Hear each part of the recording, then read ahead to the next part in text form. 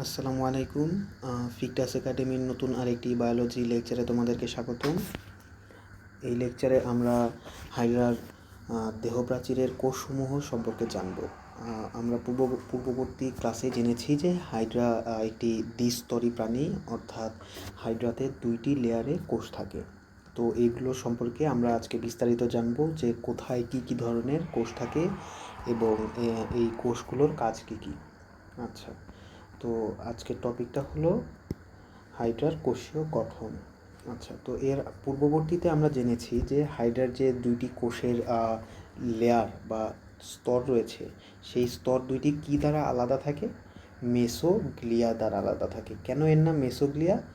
মেসো শব্দের অর্থ হলো মাঝে, আর গ্লিয়া অর্থ হলো গ্লু, অর্থাৎ এটি এমন একটি লেয়ার যেটি গ্লুয়ের মতো দুইটি কোষ স্তরকে আলাদা করে রাখে বা এক করে রাখে, আমরা বলতে পারি। দুইটি যে কোষের লেয়ার আছে, সেই কোষ দুটি লেয়ারকে হাইড্রা এই মেসোগ্লিয়াটা একসাথে করে রাখে, যেন দুইটি লেয়ার একটা আর একটা থেকে না আলাদা হয়ে যায়। আচ্ছা, আমরা এর আগে জেনেছি যে যে দুইটি লেয়ার আছে হাইড্রার, একটিকে বলা হয় এপিডার্মিস বা বাইরের ত্বক, আর আরেকটিকে বলা হয় গ্যাস্ট্রোডার্মিস অথবা এন্ডোডার্মিস, সেটা হলো ভেতরের ত্বক বা পরিপাক গহ্বর। আচ্ছা, তো আমরা পূর্ববর্তীতেই জেনেছি যে ভেতরের ত্বকের নাম হলো এন্ডোডার্মিস। তো এই এন্ডোডার্মিসের আর একটা নাম গ্যাস্ট্রোডার্মিস কেন, সেটা আমরা দেখার চেষ্টা করি।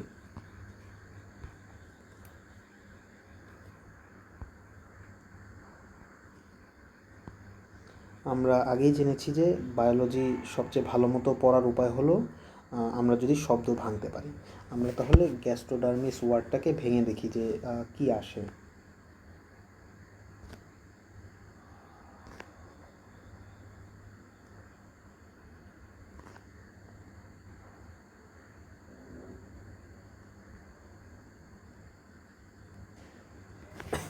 আচ্ছা, তো গ্যাস্ট্রোডার্মিসকে ভাঙলে হয় পরিপাক। গ্যাস্ট্রো শব্দের অর্থ হলো পরিপাক এবং ডার্মিস শব্দের অর্থ হলো ত্বক, অর্থাৎ এটি এমন একটি ত্বকের লেয়ার যেখানে পরিপাক হয়। আচ্ছা, পরিপাক মানে কি? আমরা অনেকেই বুঝি না যে পরিপাক শব্দটার মানে কি। আমরা সোজা বাংলায় যেটাকে হজম বলি, অর্থাৎ আমরা খাবার দাবার খাওয়ার পর খাবারগুলো ভেঙে আমাদের শরীরে পুষ্টি দেয়, এইটাকেই হজম বলি আমরা। তো এটাকে বইয়ের ভাষায় পরিপাক বলা হয়। আচ্ছা, তো আমরা এখন একটু নিচে যাই। যে হাইড্রাতে দুইটি সারির কোষ আছে, সেটা আমরা খুব ভালো মতো জানি। এগুলো একটি আলাদা আর একটার সাথে আলাদা থাকে, মানে লাগানো থাকে না। আচ্ছা, তো এই দুইটির মাঝে জেলির মতো একটা লেয়ার থাকে, সেটাকে আমরা মেসোগ্লিয়া বলি। তো এই যে বাইরের ত্বকে বলা হয় এপিডার্মিস, আর ভেতরের ত্বকের নাম হলো এন্ডোডার্মিস, যার অপর নাম হলো গ্যাস্ট্রোডার্মিস। কেন এটাকে গ্যাস্ট্রোডার্মিস বলা হয় আমরা একটু আগে জানলাম। আচ্ছা, এখানে লেখা আছে যে কেন এটাকে গ্যাস্ট্রোডার্মিস বলা হয়। আচ্ছা, এবং আচ্ছা, আমরা তো তাহলে ভেতরের ত্বক বা এন্ডোডার্মিস এর কাজ জানলাম, এন্ডোডার্মের কাজ জানলাম বা এন্ডোডার্মিসের কাজ জানলাম। তাহলে বাইরের যে ত্বক বা এপিডার্মিস, সেটার কাজ কী? সেটার কাজ হলো যে কোনো কিছুতেই, যে কোনো জায়গায়, যে কোনো কিছুতেই বাইরে যদি কিছু পাও, সেটার মেইন ফাংশনটা বা কাজটা কী হবে? সেটার মেইন কাজ হবে যে তার ভেতরে যে সকল জিনিসপত্র রয়েছে সেগুলোকে সে প্রোটেকশন দিবে। যেমন ধরো, আমাদের শরীরের সবচেয়ে বাইরে কি আছে? ত্বক রয়েছে, বা তো তাহলে এই ত্বকের কাজ কী? আমাদের শরীরের ভেতরে যে মাংস, হাড়, এই সকল কিছু রয়েছে সেগুলোকে প্রোটেক্ট করা। তেমনি হাইড্রার যে এপিডার্মিস, সেটার কাজগুলো সেই এপিডার্মিসের কোষগুলোর কাজ কি? এই যে ভেতরের সকল কিছুকে প্রোটেকশন দেওয়া। আচ্ছা, তো আমরা এখন দেখি যে হাইড্রায় কী কী কোষ রয়েছে এবং কী কী নাম সেগুলোর। আচ্ছা, তো এপিডার্মিসের কোষ, আচ্ছা, তো এপিডার্মিসের কোষগুলো কি? কোষগুলো হলো পেশী আবরণী কোষ, সংবেদী কোষ, স্নায়ু কোষ, ইন্টারস্টিশিয়াল কোষ, গ্রন্থি কোষ, জনন কোষ এবং নিডোসাইট। আচ্ছা, তো এই কোষগুলোর নাম এমন কেন এবং এগুলোর কাজ কি আমরা এখন জানি। প্রথম কোষের নাম হলো পেশী আবরণী কোষ। আচ্ছা, এই কোষগুলোর আকৃতি কেমন? এগুলো হলো কোন আকৃতির। কোন মানে কি? আমরা যে কোন আইসক্রিম খাই সেই আকৃতির। আচ্ছা, তো এই কোষগুলো একদম বাইরে থাকে, কারণ আমরা এখন এই এপিডার্মিসের কোষগুলো সম্পর্কে জানছি। তাহলে এখানে যে সকল কোষগুলো আমরা পাবো সকল কোষই বাইরের দিকে থাকছে। আচ্ছা, তো এই কোষের কাজ কি? এই কোষগুলোর মাধ্যমে হাইড্রা নড়াচড়া করতে পারে। আচ্ছা, নড়াচড়া করে কীভাবে? এই কোষগুলোর মাধ্যমে আমরা একটু পরে জানবো। তো এই কোষগুলোর ভেতর, এই কোষগুলোর নাম কি? প্রথমে নাম হলো পেশি আবরণী কোষ। আচ্ছা, কেন এই কোষের এই নাম? প্রথম কথা হলো পেশি, আর একটা কথা হলো আবরণ। আবরণী কেন? কারণ এই কোষটা তোমার সবচেয়ে বাইরে থাকতেছে, বাইরে থেকে ভেতরের জিনিসগুলোকে প্রোটেকশন দিচ্ছে, একটা আবরণ তৈরি করতেছে, সেই জন্য আবরণী। আর তাহলে পেশি কেন? কারণ এই কোষগুলো পেশি। আমরা যদি দেখি একটু উপরে, এই যে সবচেয়ে বেশি সংখ্যক কোষ কোনগুলো, সেগুলোই হলো পেশি আবরণী কোষ। আচ্ছা আচ্ছা, আমরা একটু আগে জানলাম যে হাইড্রা নড়াচড়া করতে চাইলে এই কোষগুলোর মাধ্যমে নড়াচড়া করতে পারে। তাহলে এই কোষে কী এমন রয়েছে যার কারণে এই কোষগুলো দিয়ে হাইড্রা নড়াচড়া করতে পারে? এই কোষে রয়েছে এক ধরনের সুতা। আচ্ছা, এই সুতা যারা সংকোচন প্রসারণ করে, যার কারণে আর কি কোষগুলো ছোট বড় হয় এবং হাইড্রা নড়াচড়া করতে পারে। তো এই সুতাগুলো হলো রাবারের মতো সুতা। এই সুতার নাম কি? সুতার নাম হলো মায়োনিন। আচ্ছা, এটার নাম মায়োনিন কেন? আমরা যদি শব্দটা দেখি,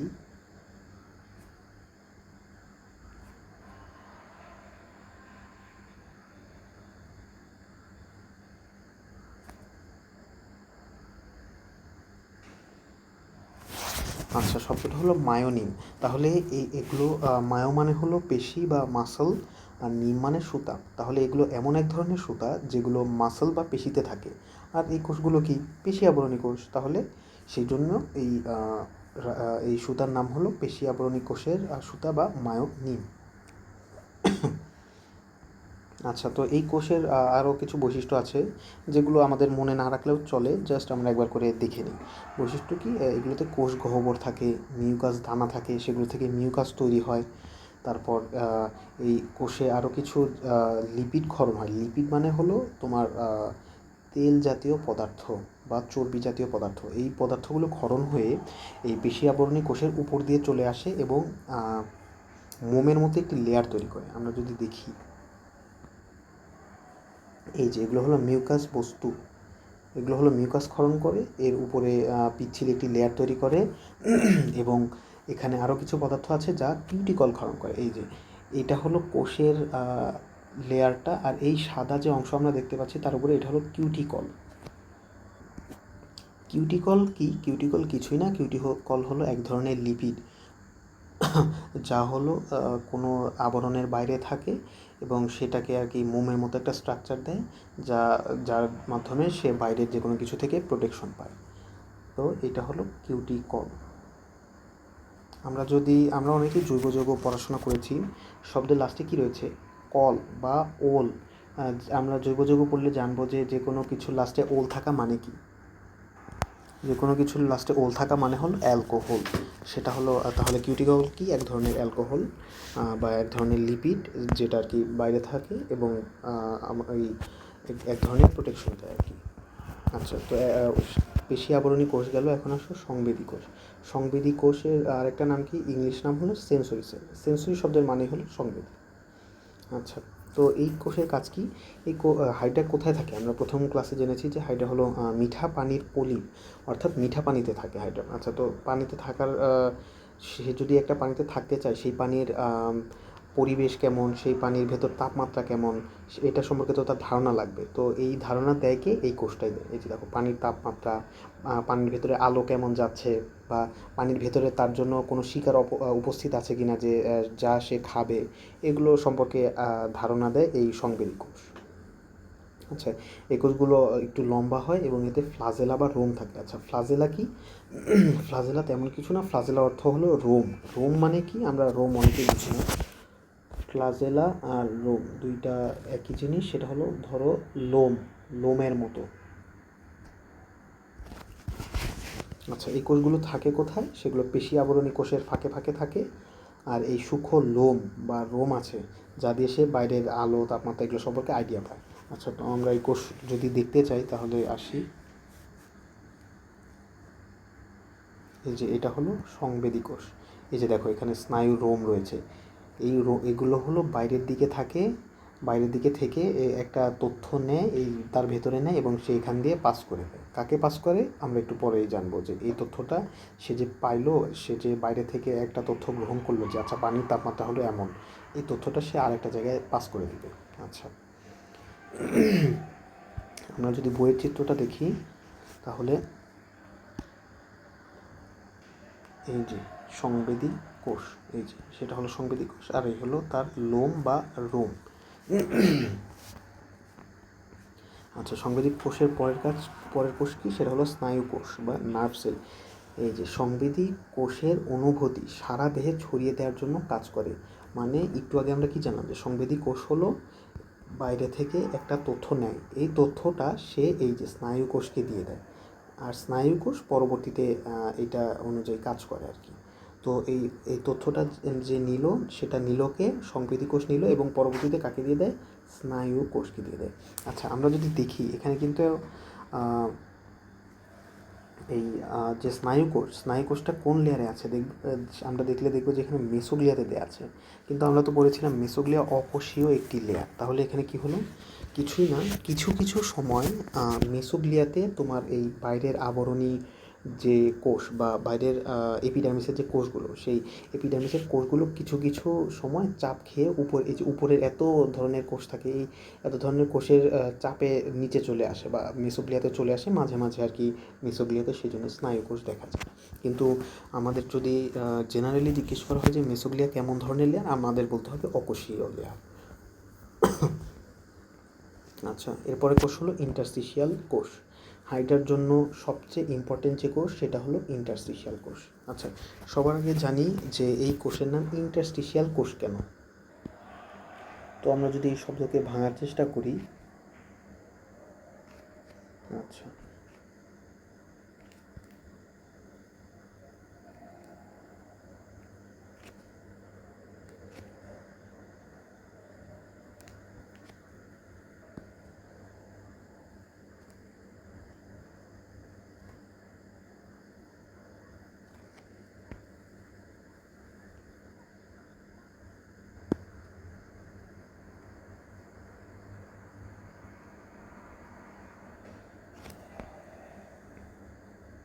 আচ্ছা, তো ইন্টারস্টিশিয়াল সেল, তো ইন্টারস্টিশিয়াল মানে কি, ইন্টার শব্দের মানে হলো মাঝে, আর স্টিশিয়াল মানে হলো দুইটা কোষের মাঝের জায়গা, আর সেল মানে তো কোষ। তাহলে এটা এমন এক ধরনের কোষ যেটা অন্য দুইটা কোষের মাঝে যে ফাঁকা জায়গা থাকে, সেই ফাঁকা জায়গায় থাকে।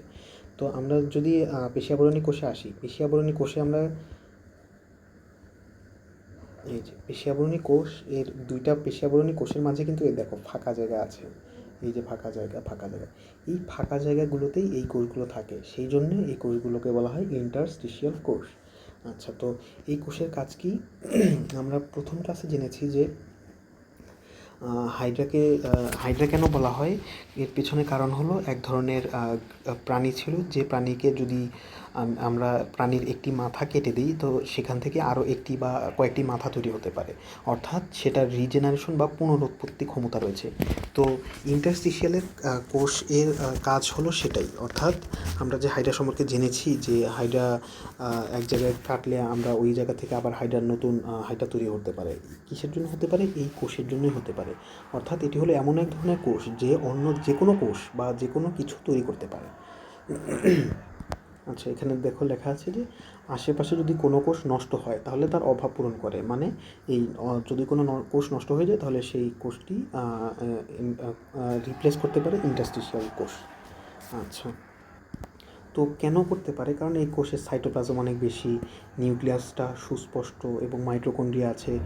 মানে অন্যান্য ধরো এই কোষের কোষ বিভাজন করার জন্য যে সকল বৈশিষ্ট্য থাকার কথা, সেই বৈশিষ্ট্যগুলো খুব ভালো মতো আছে, সেই জন্যই এই কাজগুলো করতে পারে। আর এই কোষের জন্যই হাইড্রা হলো অমর প্রাণী।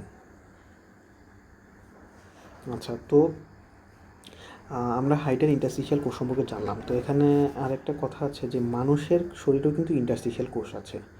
তো মানুষের শরীরে এই কোষের নাম ইন্টারস্টিশিয়াল কোষ কেন, কারণ এই কোষও অন্য দুইটা কোষের মাঝের একটা ফাঁকা জায়গায় থাকে, এবং এই কোষটা কোথায় থাকে, ছেলেদের শুক্রাশয়ে থাকে।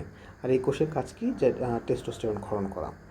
আর যে সকল কোষ পুনরুৎপাদন করতে পারে, অর্থাৎ রিজেনারেশন করতে পারে, মানে অন্য যে কোনো কোষে রূপান্তরিত হতে পারে, সেই কোষগুলোকে বলা হয় টুটিপটেন্ট কোষ।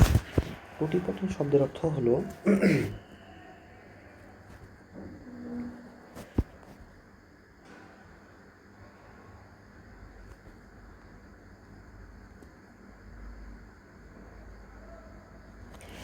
অর্থ কি, যে টোটাল পাওয়ার, অর্থাৎ এই কোষের টোটাল পাওয়ার আছে যেন অন্য যে কোনো কোষে সে রূপান্তরিত হতে পারে। আচ্ছা, তো এর পরবর্তী কোষে আসি আমরা, সেটা হলো গ্রন্থি কোষ বা গ্ল্যান্ড সেল। আচ্ছা, এই কোষগুলোর কাজ কি? এই কোষগুলো তেমন কিছুই না, এই কোষগুলো আঠালো তরল ক্ষরণ করে এবং হাইডার মুখের চারপাশে এই কোষগুলো ভালোই পরিমাণে থাকে। আর এই থেকে কি করে, হাইডা যখন কোনো কিছু খেতে নেয় তখন এই কোষগুলো আঠালো তরল ক্ষরণ করে এবং পিচ্ছিল তরলও ক্ষরণ করে, যার কারণে একটি খাবার তার গিলতে আর কি সুবিধা হয়। আচ্ছা, তো এই কোষগুলো আবার মুখের পাশাপাশি পদচাকতিতেও খুব ভালো পরিমাণে রয়েছে। তো সেখানে এই কাজগুলো কি, এই কোষটা কী করে, সেখানে হাইডাকে চলতে সাহায্য করে। আমরা এর আগেই জেনেছি যে হাইডার এক ধরনের চলন হলো গ্লাইডিং চলন বা স্লাইডিং চলন। তো হাইডা স্লাইড করে কিভাবে, এই যে এই কোষের ক্ষরণের মাধ্যমে। এই কোষগুলো হলো মিউকাস ক্ষরণ করে, যা পিচ্ছিল করে দেয় এবং হাইডা তার উপর দিয়ে স্লাইড করে। আচ্ছা, এর পরের কোষ কি? এর পরের কোষ হলো জনন কোষ বা জার্ম সেল।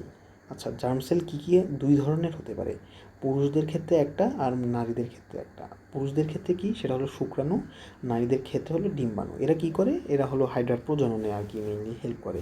আর এই শুক্রাণু বা ডিম্বাণু এগুলো আসে কোথা থেকে? ওই যে প্রথমে বলেছি ইন্টারস্টিশিয়াল কোষ সকল ধরনের কোষ তৈরি করতে পারে, তাহলে এগুলো ইন্টারস্টিশিয়াল কোষ তৈরি করে। আচ্ছা, তো আরেক ধরনের কোষ কি, সেটা হলো নিডোসাইট। আমরা পূর্ববর্তী নিডোসাইট সম্পর্কে জেনেছি যে নিডোসাইট কি, নিডো মানে হলো নেটেল বা কাঁটা, আর সাইট মানে কোষ, অর্থাৎ এরা এমন এক ধরনের কোষ যেগুলো কাঁটা সমৃদ্ধ। আচ্ছা, তো এই কোষের ভেতর এই যে কাঁটা বা সুতা থাকে, এগুলো শিকারের গায়ে বিদ্ধ হয় এবং এর ভেতরে নেমাটোসিস থলি থাকে। আমরা আগে জেনেছি এই নেমাটোসিস থলিতে বিষ থাকে, যে বিষের নাম হলো হিপনোটক্সিন। তো এই বিষ কী করে, এই বিষ যখন একটা হাইড্রা কোনো প্রাণীকে শিকার করতে যায়, তখন এই হিপনোটক্সিন সেই প্রাণীর ভেতরে ঢেলে দেয় এবং সেই প্রাণীটি অজ্ঞান হয়ে যায়। কেন এই বিষের নাম হিপনোটক্সিন আমরা একটু পরে জানছি।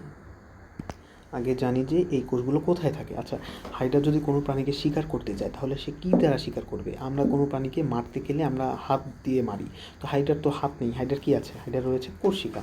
তাহলে কোষিকাতে এই কোষ সবচেয়ে বেশি থাকে, কারণ আমরা প্রথমে যখন হাইড্রা সম্পর্কে জেনেছি, তখনই জেনেছি যে হাইড্রার কোষিকাতে নেমাটোসিস্ট ব্যাটারি থাকে। আচ্ছা, তো কোষিকাতে সবচেয়ে বেশি থাকে, এই কোষিকা দিয়ে হাইড্রা শিকার করতে পারে। আচ্ছা, তো এখন জানি যে এই বিষকে কেন হিপনোটক্সিন বলা হয়।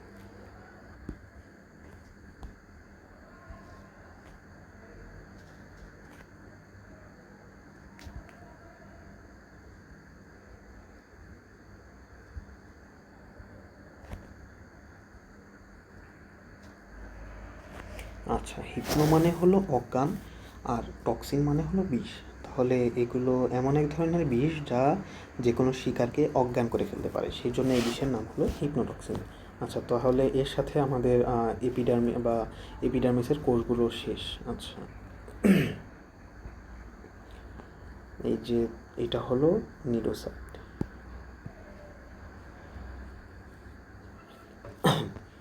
আচ্ছা, তাহলে এবার আমরা আসি এন্ডোডার্মিসের কোষগুলো সম্পর্কে।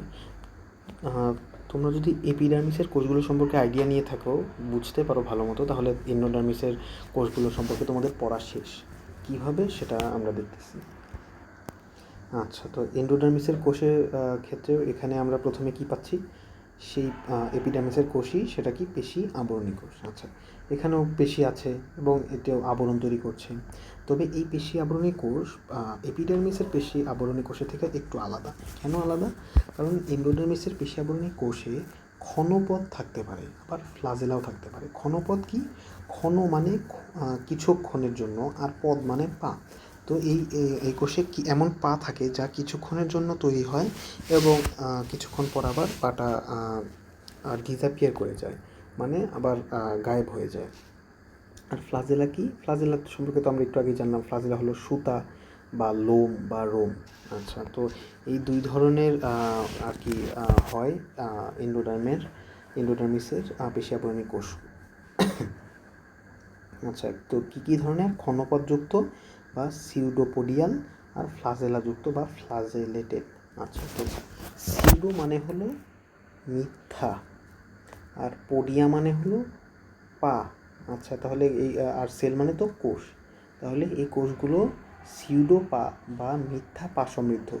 তো মিথ্যা পা কেন? কারণ এগুলো তো ক্ষণপদ, এগুলো তো তোমার অরিজিনাল পা না, এগুলো কিছুক্ষণের জন্য তৈরি হয়েছে আবার কিছুক্ষণ পর চলে যাবে, সেই জন্য এগুলো আসল পা না, এগুলো সিউডো পা বা নকল পা। আচ্ছা, আরেকটা কি? ফ্লাজেলেটেড মানে হলো ফ্লাজেলা।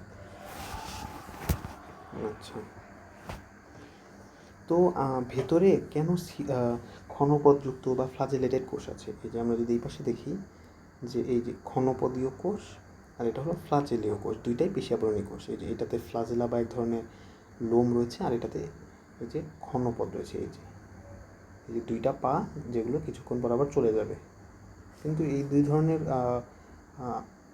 একটা ক্ষণপদীয় আর একটা হলো ফ্লাজেলীয়, এই ধরনের এগুলো আমাদের কেন দরকার?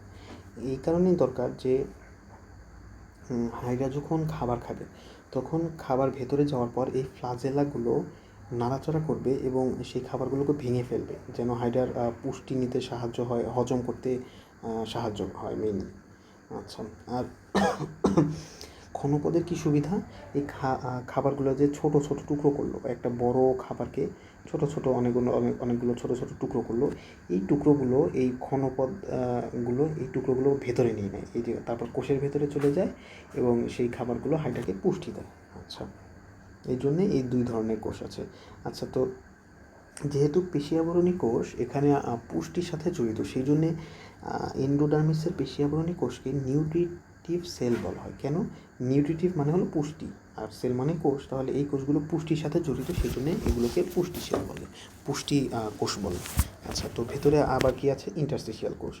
ইন্টারস্টিশিয়াল কোষ আমরা বাইরেও পেয়েছি, ভেতরেও পেয়েছি, কারণ বাইরে যে কোনো কোষ ক্ষতিগ্রস্ত হলে সেটাকে রিপ্লেস করার জন্য ইন্টারস্টিশিয়াল কোষের দরকার হয়, তাহলে ভেতরে তো যে কোনো কোষ ক্ষতিগ্রস্ত হতে পারে, সেটাকেও তো রিপ্লেস করতে হবে, সেই জন্য এখানে ইন্টারস্টিশিয়াল কোষ রয়েছে। আচ্ছা, তো আমরা এপিডার্মিসের ক্ষেত্রে কি পেয়েছি? এপিডার্মিসের ক্ষেত্রে আমরা জনন কোষ পেয়েছি এবং এপিডার্মিসের ক্ষেত্রে আমরা নিটোসাইটও পেয়েছি। এই দুই ধরনের কোষ এন্ডোডার্মিসে থাকে না, তাছাড়া বাকি যে 5 ধরনের কোষ আছে সেগুলো থাকে। তাহলে এই দুই ধরনের কোষ কেন ভেতরে থাকে না, এটা আমরা দেখি। তো জনন কোষ কী? জনন কোষ হলো পুরুষদের ক্ষেত্রে শুক্রাণু এবং মেয়েদের ক্ষেত্রে ডিম্বাণু। তো এই দুই ধরনের জিনিস তোমার ভেতরে কেন থাকে না? কারণ এগুলো যদি পরিপাক নালীতে চলে যায় তাহলে হাইড্রার পরিপাক নষ্ট হয়ে যাবে, পরিপাক বা হজম। তো কারণ হাইড্রার তো দুই ধরনের কোষের লেয়ার, ঠিক না? হাইড্রাতে দুই ধরনের কোষের লেয়ার থাকে, তো ভেতরের লেয়ারে মেইনলি খাবার দাবার যায়, পুষ্টির সাথে জড়িত। তো সেখানে যদি শুক্রাণু বা ডিম্বাণু চলে যায় তাহলে তো তার হজমটা ভালো মতো হবে না, কারণ সেখানে শুক্রাণু চলে আসলো, সেখানে ডিম্বাণু চলে আসলো, খাবারের সাথে আরও অন্যান্য জিনিস মিশে গেল, সেই জন্যে ভেতরে শুক্রাণু বা ডিম্বাণু থাকে না।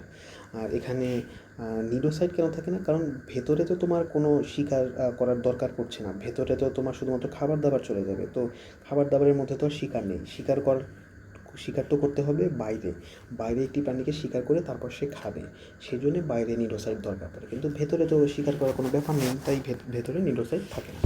আচ্ছা, তো ভেতরে কী আছে? এই যে সংবেদী কোষ আছে বা সেন্সরি সেল রয়েছে।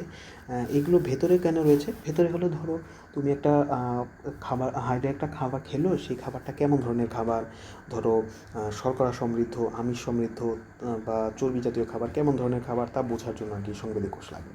আর স্নায়ুকোষ কেন? যেখানেই সংবেদী কোষ সেখানেই স্নায়ুকোষ।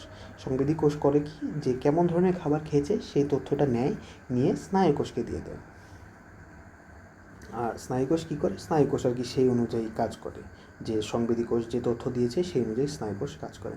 আচ্ছা, আরেক ধরনের কোষ কি? গ্রন্থি কোষ বা গ্ল্যান্ড সেল। আচ্ছা, ভেতরে যে খাবার আমাদের ঢুকলো হাইড্রার ভেতরে, তো এই খাবারগুলোকে তো তোমার পিচ্ছিল করতে হবে, কারণ না হলে তো খাবার একদম ভেতরে পর্যন্ত, একদম লাস্ট পর্যন্ত যাবে না। তো পিচ্ছিল করার জন্য আর কি মেইনলি গ্রন্থিকোষ থাকে। তো এই গ্রন্থিকোষগুলো করে কি, পিচ্ছিল জাতীয় পদার্থ ক্ষরণ করে, যার কারণে খাবারগুলো একদম ভেতর পর্যন্ত পৌঁছায়। আচ্ছা, তারপর এই গ্রন্থিকোষগুলো আরও একটা জিনিস ক্ষরণ করে, সেটা হলো এনজাইম। এনজাইম কি? এনজাইম হলো ধরো কিছু সাহায্যকারী যে সকল পদার্থ তোমার খাদ্যকে হজম করতে মেইনলি সাহায্য করে। আচ্ছা, তো আমরা গ্রন্থিকোষ নিয়ে আলোচনা করছি, কিন্তু গ্রন্থি মানে কি এটা আমরা অনেকেই জানি না। গ্রন্থি কি? গ্রন্থি কিছুই না, গ্রন্থি হলো একটি কোষ অথবা কয়েকটি কোষ মিলে একটি জিনিস তৈরি হয় যা বিভিন্ন জিনিস ক্ষরণ করে। ক্ষরণ করা মানে কি? তার ভেতর থেকে কোষের ভেতর থেকে বাইরে বের করে দেয়। তো কী বের করতে পারে? মিউকাস বের করতে পারে কোনো কিছু পিচ্ছিল করার জন্য। আবার এই এনজাইম বের করতে পারে। এনজাইমের কাজ কি? এনজাইমের কাজ হলো পরিপাকে সাহায্য করা বা খাবার হজমে সাহায্য করা। আচ্ছা, তো এন্ডোডার্মিসের যে গ্রন্থিকোষ, এটা আবার দুই প্রকার। কারণ আমরা তো এপিডার্মিসে যে পেশিয়াবরণী কোষ পেয়েছি, এন্ডোডার্মিসেও পেলাম, সেটাও দুই প্রকার। আবার এপিডার্মিসে গ্রন্থিকোষ পেয়েছি, এন্ডোডার্মিসেও পাবো, সেটাও দুই প্রকার। কি? একটা মিউকাস ক্ষরণকারী আর একটা এনজাইম ক্ষরণকারী। কেন মিউকাস কেন ক্ষরণ করতে হবে? খাবারকে পিচ্ছিল করার জন্য। আর এনজাইম কেন ক্ষরণ করতে হবে? খাবারকে হজম করার জন্য। আচ্ছা, তাহলে আজকের এই লেকচারে আমরা কি জানলাম? হাইডার যে দুইটি স্তর রয়েছে, সেই দুই স্তরে কি কি ধরনের কোষ রয়েছে, সেই কোষগুলোর নাম এবং সেই কোষগুলোর কাজ সম্পর্কে আমরা জানলাম। তো এর পরবর্তী ভিডিওতে আমরা আরও নতুন নতুন জিনিস সম্পর্কে জানব। সবাইকে ধন্যবাদ।